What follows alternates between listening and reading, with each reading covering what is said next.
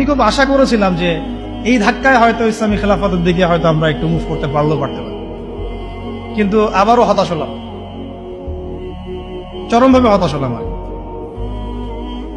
আমরা দেখলাম যে মাজলুমের বিজয় হলো, জালেমের পতন হলো, এরকম করে আমরা দেখলাম।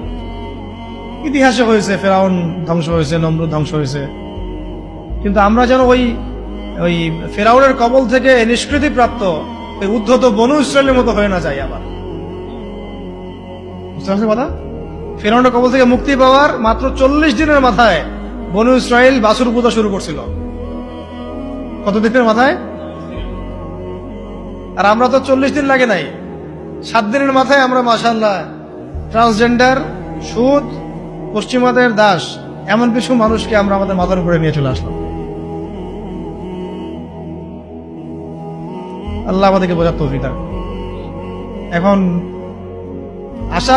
আমরা আশা করছিলাম যে এই মুভমেন্ট গুলোর মধ্য দিয়ে হয়তোবা, যেহেতু এখানে ওলামা একরামরা সম্পৃক্ত ছিলেন, বড় বড় সংগঠনগুলো সক্রিয় অংশগ্রহণ করেছেন, কেউ বলেছেন, কেউ লিখেছেন ইত্যাদি, এবং ছাত্র জনতা সবাই আমভাবে ছিলেন, হয়তোবা তাদেরকে বোঝানো যাবে যে ইসলামিক বিষয়গুলো বাস্তবায়ন করা এটাই মুখ্য সময়।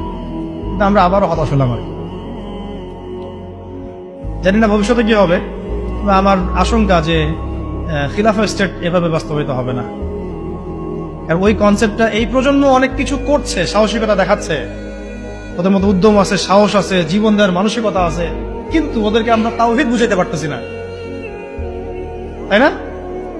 ওরা দেশপ্রেমে করতেছে, জালেমের বিরুদ্ধে দাঁড়াচ্ছে, জালেমের বিরুদ্ধে দাঁড়ায় গেছে, তারা দেশপ্রেমের চেতনায় লালন করতেছে, অন্যায় সহ্য করতেছে না, সাহস দেখাচ্ছে, ওদের বুদ্ধি আছে, ওদের মাশাআল্লাহ ওদের ডেডিকেশন আছে, সবকিছু আছে।